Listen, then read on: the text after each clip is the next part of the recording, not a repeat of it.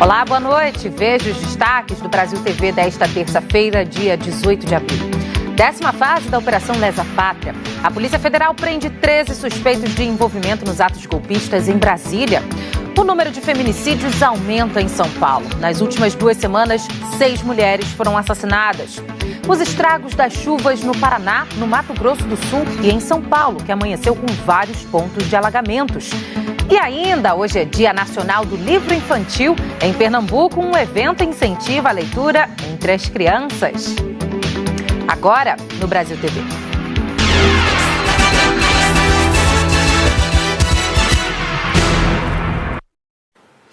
A Polícia Federal prendeu 13 pessoas na 10ª fase da Operação Lesa Pátria, que investiga envolvidos nos atos antidemocráticos de 8 de janeiro, em Brasília. Hoje completam-se 100 dias dos ataques golpistas às sedes dos 3 poderes em Brasília.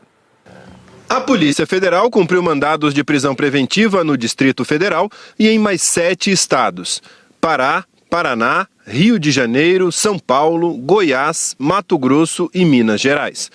13 pessoas foram presas e 3 são considerados foragidos. O objetivo da operação é identificar pessoas que participaram, financiaram, se omitiram ou incentivaram os ataques golpistas do dia 8 de janeiro em Brasília. A PF também cumpriu hoje 22 mandados de busca e apreensão. A TV Globo apurou os nomes de alguns presos nos estados. Em Minas Gerais, 5 dos 7 alvos foram presos: Dalila Gonçalves de Carvalho, Aline Leal Bastos Moraes de Barros, Marco Túlio Rios Carvalho, que já estava em prisão preventiva, mas também foi alvo hoje, Silvio de Melo Rocha, que é presidente do Diretório Municipal do PL em Monte Azul, e Sara Sani Silva e Pinto. No Paraná, o médico veterinário João Paulo Matos foi preso. A PF também apreendeu armas e munições que estavam na casa dele. No Rio de Janeiro, foi preso o tenente-coronel da reserva da Aeronáutica Euro Brasílico Vieira Magalhães. Em Goiás, foi preso o ex-comandante da Rotam do Estado, coronel Benito Franco. No Pará, a professora Claudebir Beatriz da Silva Campos foi presa. Em São Paulo, foi preso Nelson Eufrosino. Ele foi filmado tentando quebrar vidraças do Supremo no dia dos ataques. A Operação Lesa Pátria é tratada pela PF como permanente.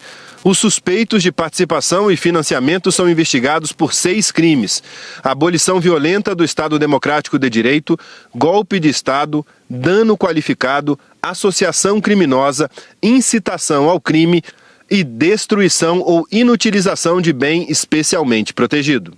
A primeira fase da operação foi deflagrada no dia 20 de janeiro e até agora 65 pessoas já foram presas preventivamente e 174 mandados de busca e apreensão foram cumpridos. Desde os ataques de 8 de janeiro, a Procuradoria-Geral da República já apresentou denúncia contra 912 pessoas por envolvimento nos atos golpistas. A defesa de Aline Leal Bastos Moraes de Barros disse que ela não cometeu nenhum crime. Nós não conseguimos contato com os outros citados. E começou de madrugada no plenário virtual do Supremo Tribunal Federal o primeiro julgamento de denúncias pela invasão e depredação das sedes dos 3 poderes. Até o início da tarde, 2 ministros já tinham se manifestado. Os ministros Alexandre de Moraes e Dias Toffoli votaram para que 100 pessoas que foram denunciadas se tornem réus por causa dos ataques em 8 de janeiro. Outras informações daqui a pouco no Jornal Nacional. Uma operação do Ministério Público do Ceará, com o apoio da Polícia Civil, cumpriu 23 mandados de prisão na região metropolitana de Fortaleza. A investigação apura crimes contra a administração pública e fraudes em licitações na Prefeitura de Pacatuba. Olá, boa noite a todo mundo que nos acompanha no Brasil TV. Aqui em Pacatuba, na região metropolitana de Fortaleza, foi desarticulado um esquema de corrupção que, segundo as investigações, teria durado até 2 anos. O Ministério Público do Ceará e a Polícia Civil do Estado realizaram 23 mandados de prisão por irregularidades em contratações. A suspeita é de um desvio de cerca de 19 milhões de reais entre 2021 e 2022 na contratação de empresas e até pessoas físicas por meio de dispensa de licitações que aconteciam de maneira sistemática.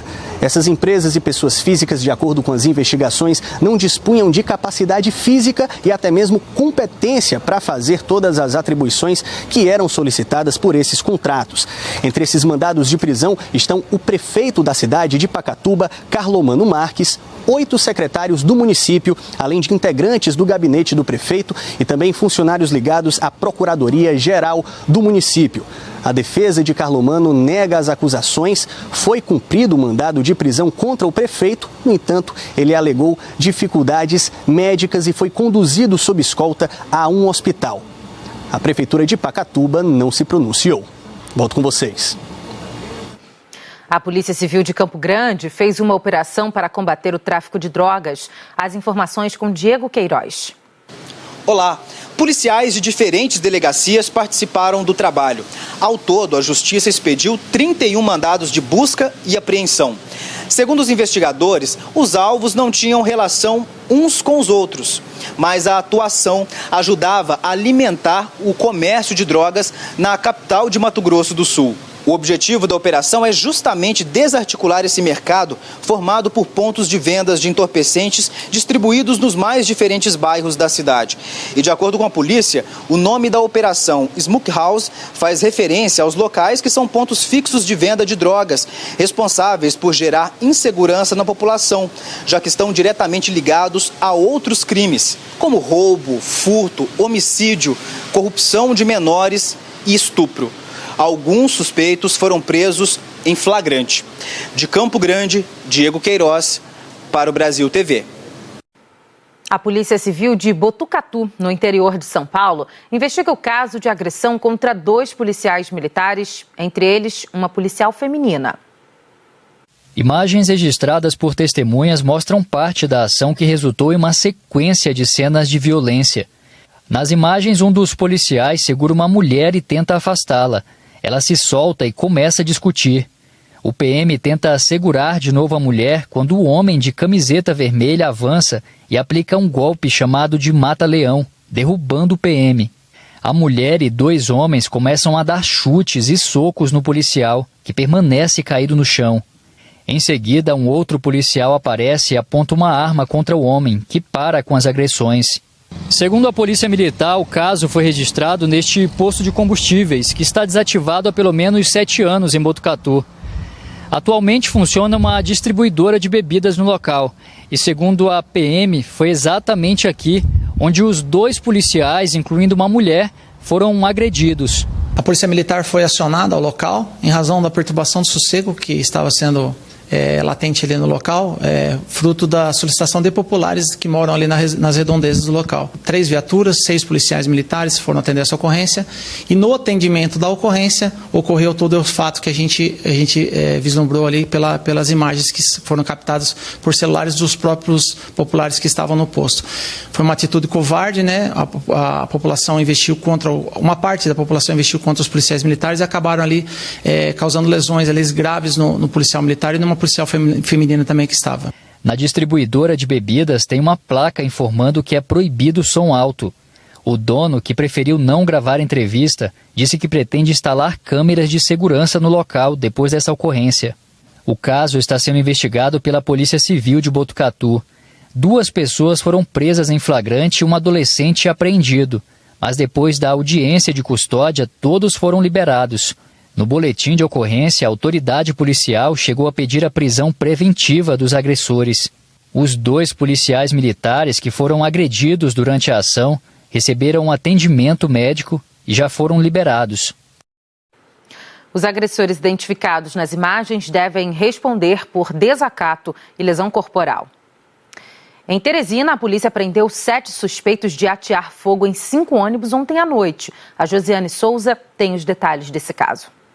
Aqui no Piauí, as prisões aconteceram depois que 5 ônibus foram incendiados ontem à noite na capital. Os incêndios aconteceram durante um protesto pela morte de 2 homens baleados pela polícia durante uma operação policial.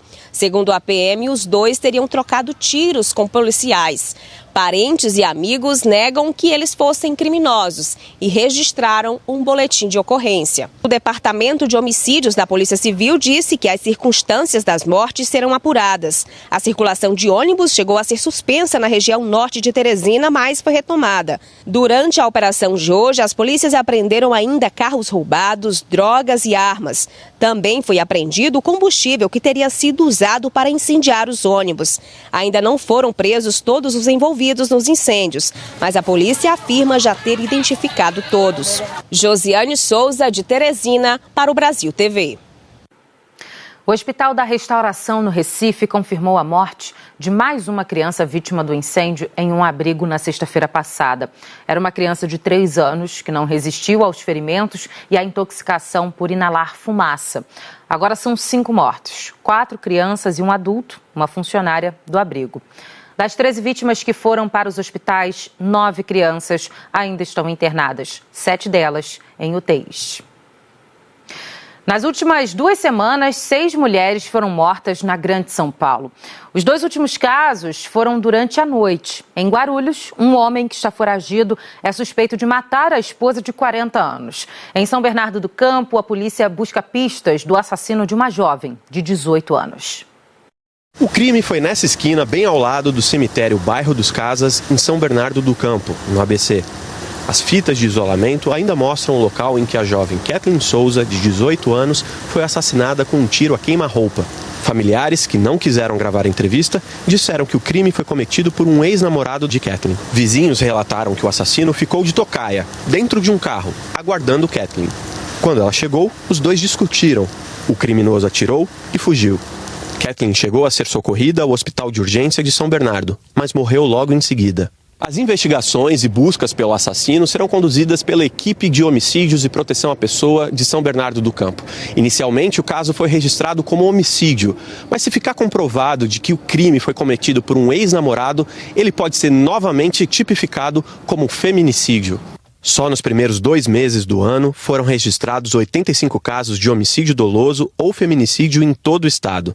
No mesmo período do ano passado foram 75 casos. De lá para cá, houve um aumento de mais de 13%. Ainda não há informações sobre o velório de Kathleen. A gente fala agora dos estragos provocados pelas chuvas.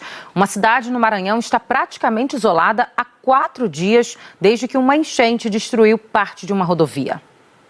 A situação de muitas cidades aqui no Maranhão ainda é delicada, especialmente o município de Cajari, na Baixada Maranhense, que fica a 219 quilômetros da capital São Luís. Os moradores estão isolados há 4 dias. É que a cabeceira de uma das pontes da rodovia estadual, a MA 317, a única via terrestre de acesso à cidade, cedeu no fim de semana. Os moradores usam uma estrutura improvisada para entrar ou sair da cidade. No comércio faltam itens essenciais, como água mineral, gás de cozinha e também combustível. São mais de 5.000 famílias afetadas pela enchente e 107 povoados no município. É a segunda cidade aqui do Maranhão a ficar completamente isolada. São 70 municípios aqui no estado do Maranhão em situação de emergência, mais de 8.000 famílias desabrigadas e desalojadas, num total de mais de 40.000 famílias afetadas pelas fortes chuvas. A preocupação é que deve continuar chovendo por aqui e esse cenário continue. Olavo Sampaio, de São Luís, para o Brasil TV. No Paraná, as chuvas fortes podem ter provocado o surgimento de uma cratera no meio da rua. Tudo aconteceu por volta de 8h30 da manhã. O pavimento começou a afundar e os carros a passar com uma certa dificuldade, até que este carro prata ficou preso no buraco. A motorista conseguiu sair dele rapidamente e logo o buraco se transformou numa cratera. Todos os carros estavam passando devagar, tinha um fluxo grande, estavam passando devagar por conta do elevo que tinha feito ali, né? Daquela lombadinha que tinha feito. E aí eu fui passar devagar também, mas no que eu passei, o pneu do lado esquerdo, do meu lado, ele afundou. Aí eu tentei acelerar, porque achei que só tinha feito uma lombada maior, né? Tentei acelerar para sair daquele afundamento e não consegui sair. Eu abri a porta e eu vi que tinha feito um buraco embaixo do pneu do carro. E a hora que eu saí do carro, começou a afundar. Começou a afundar tudo. Pode ver que tá bem oco ali, né? Sim. Aí começou a afundar. E aí foi abrindo cada vez mais a cratera. Sim, aí os carros ainda estavam passando, ninguém tinha impedido nada, os carros estavam passando do lado do meu carro, né? Aí cada um que passava ia soltava uns tijolinhos ainda, ia cair nos tijolinhos. Foi um baita de um susto, hein? Foi, foi. A cratera se formou por causa do rompimento de uma adutora da concessionária de água. O cruzamento ficou interditado e todo o fluxo de veículos foi desviado para ruas aqui no entorno. A força da água também rompeu o túnel da linha férrea, que fica bem aqui nesse ponto. O esforço agora é para consertar a adutora e tapar o buraco. Só que a chuva tem atrapalhado esse trabalho. A Companhia de Saneamento do Paraná disse que investiga as causas do incidente e que não haverá desabastecimento de água na cidade. A Rumo informou que uma equipe técnica vai averiguar eventuais danos na infraestrutura da linha férrea. Em Mato Grosso do Sul, um temporal causou estragos na cidade de Bataguaçu. A Defesa Civil trabalha para contabilizar os estragos. Felipe Ribeiro. Uma família ficou desalojada e precisou ir para a casa de parentes. Várias casas foram destelhadas e imóveis foram derrubados. Pontes cederam e outras foram comprometidas, o que acabou interditando estradas. Um posto da Polícia Rodoviária Federal está sem energia. Segundo a Defesa Civil do município, chove há pelo menos 3 dias em Bataguaçu. No relatório do órgão, consta que em apenas 2 horas choveu 84 milímetros e nas últimas 72 horas já choveu 114 milímetros, um volume muito acima do esperado. Ontem, os ventos passaram de 60 quilômetros por hora. A Defesa Civil tenta contabilizar os danos materiais, mas teve que interromper alguns trabalhos, como corte de árvores, limpeza de rua e tapa-buracos, pois a chuva voltou a cair em Bataguaçu. E essa é a maior preocupação no momento, já que a previsão é de mais chuva na cidade. Felipe Ribeiro, para o Brasil TV. E em São Paulo, a chuva caiu com força em toda a capital e boa parte da região metropolitana nesta manhã. O Centro de Gerenciamento de Emergências Climáticas registrou 19 pontos de alagamentos na cidade. 8 da manhã, mas parecia fim de tarde. O céu fechado prometia chuva forte e não deu outra. O temporal chegou e o Centro de Gerenciamento de Emergências Climáticas colocou toda a capital em estado de atenção para enchentes. Logo, o trânsito complicou e começaram os primeiros registros de alagamentos. No Bom Retiro, região central, a água estava prestes a invadir tradicionais lojas de roupa da rua José Paulino. Perto dali, um homem ficou ilhado nos degraus de uma loja da esquina das ruas Mamoré e Júlio Conceição. O Éder trabalha bem em frente e diz que a chuva já mudou a rotina da região. Não pode chover que acontece isso. É carro que fica ilhado, moradores que tem que descer para tirar o carro. A gente avisa antes quando começa a chover, para não ter mais gasto ainda, né, mais prejuízo. E é sempre assim, ó, essa situação que vocês estão vendo aí. Na Bela Vista, comerciantes registraram a corredeira que se formou na Rua Rocha, no entorno das obras da linha 6 laranja do metrô. Essa calçada cedeu e o poste tombou sobre o prédio. Essa é a região onde está sendo construída a estação 14 bis. Olha a situação. O problema que essa obra do metrô gera, toda vez é a mesma coisa. Inundou totalmente a loja e nós ficamos impossibilitados de fazer qualquer coisa. No Pari, feirantes e clientes tentavam manter a normalidade diante das ruas alagadas. A chuva também afetou trechos da linha 8 Diamante. E as portas deste trem, que estava na estação Lapa, se abriram dos 2 lados do vagão. A composição foi esvaziada para via mobilidade investigar as causas da falha. Na Zona Norte, mais transtornos. Esse é o terminal de ônibus Santana, onde a água invadiu as pistas e as plataformas. O acesso subterrâneo pela rua Doutor Zuquim teve de ser fechado. Na freguesia do Ó, a Avenida João Paulo II desapareceu embaixo da água. Motoristas ficaram ilhados nas calçadas mais altas. A chuvarada durou cerca de 1 hora. Esse registro foi em São Mateus, na Zona Leste, às 9h20 da manhã. E menos de 1 hora depois, às 10h15, olha como estava o céu no mesmo lugar. Impressionante, né? A seguir, a Prefeitura do Rio de Janeiro fez hoje uma operação contra crimes ambientais na Lagoa da Tijuca, na Zona Oeste. Não saia daí.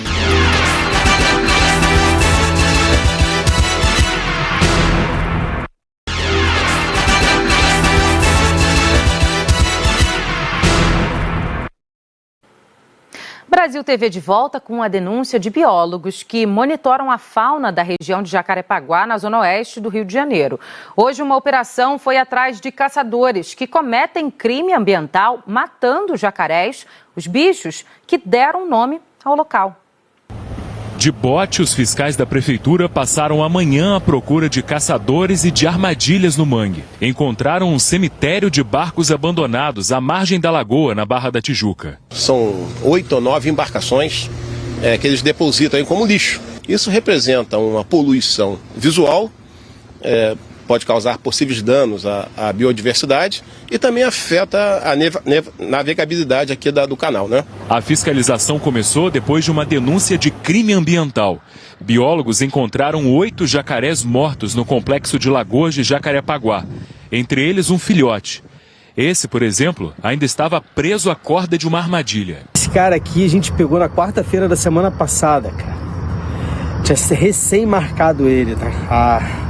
Marcação, a gente identifica os animais, e por isso que é importante a gente marcar os animais, para a gente entender o que acontece, quando eles se distribuem, quais são as áreas de mais risco para a caça que precisam ser fiscalizadas. Essa manhã nós circulamos de barco pela Lagoa da Tijuca, onde alguns desses animais mortos foram encontrados. A maioria tinha marcas de tiros e anzóis na garganta. O biólogo Mário Moscatelli, que há mais de 30 anos se dedica à preservação das lagoas na zona oeste do Rio, diz que a principal hipótese é de caça para consumo, mas a carne desses animais pode estar contaminada com cianobactérias. Isso é um perigo para a saúde. Infelizmente, não há forma de preparar essa carne contaminada que ela não continue contaminada. Quem consome esses animais está consumindo uma carne intoxicada, contaminada de toxinas que existem aqui no sistema lagunar. A Polícia Civil também está investigando a denúncia. A Delegacia de Proteção ao Meio Ambiente abriu um inquérito para tentar identificar os caçadores. E não é só jacaré, é capivara, é captura de caranguejo com laço, que é uma forma predatória. Nós estamos exterminando aquilo que sobreviveu a décadas de degradação. Hoje é o Dia Nacional do Livro Infantil, data que foi escolhida porque nesse dia, em 1882, nascia o escritor Monteiro Lobato, considerado o pai da literatura infantil brasileira. Para celebrar esse dia, a Legião da Boa Vontade está incentivando crianças à leitura, através da contação de histórias. A contadora de histórias falou sobre as características de um animal que todo mundo na turma sabia qual era. Tinha um rabo bem grande, uma boca bem grande com dentes afiados. Que animal era esse? O jacaré. Você tem medo? Já viu um? Sim, lá onde na minha escola, lá perto onde que a gente tem que subir uma ponte, lá tem um monte de jacaré, no laguinho de lá. E o que é que você faz para não ser mordida por nenhum deles? Uma ponte, aí eu vou correndo para não cair. A atividade para incentivar o interesse por histórias aconteceu na Legião da Boa Vontade, que atende 200 crianças de comunidades de 13 bairros do Recife, entre eles Coelhos, Cabanga, Coque. A programação foi em homenagem ao Dia Nacional do Livro Infantil. Marina disse qual tipo de leitura que mais gosta. Que nos ensine uma lição. Tipo, não desobedeça, não faça isso, não faça aquilo. Que leve para a vida toda. Nath, que é a contadora de histórias, trabalhou o tema Brincando de Imaginar e falou sobre a importância disso na vida dessas crianças. Uma dinâmica de construção de imaginação da criança, né? Trazer para eles a literatura infantil de uma forma cantada, de uma forma brincante, que seja prazerosa, que eles tenham o prazer de mergulhar comigo nesse universo de contação de história. João Pedro adorou participar. A que você não gostou? Nenhuma. Então você gostou de tudo? O SESC fez parte da programação oferecendo o Bibliosesc, um programa de incentivo à leitura que circula por vários pontos da cidade. Nesta turma, os meninos e meninas escreveram o próprio livro. Cada um escolheu o tema que quis e desenvolveu uma história. Eu resolvi fazer da Páscoa, não sobre o chocolate, foi pela história de Jesus, de Maria e de Deus também. Aí eu resolvi fazer sobre a ressurreição dele, que ele ficou dentro da pedra e tal. Eu fiz questão de escrever sobre a paz, né? E o mundo precisa escutar sobre a paz, né? Sobre um pouco da paz. O mundo está precisando da paz, né? Hoje em dia, como muitas estão aí no mundo, mas a paz é o firme fundamento de todas as coisas que existem no Brasil. Coisa linda! O Brasil TV fica por aqui. Outras notícias no Jornal Nacional, às 8h30 da noite, hora de Brasília. Tenha uma ótima noite. Até amanhã.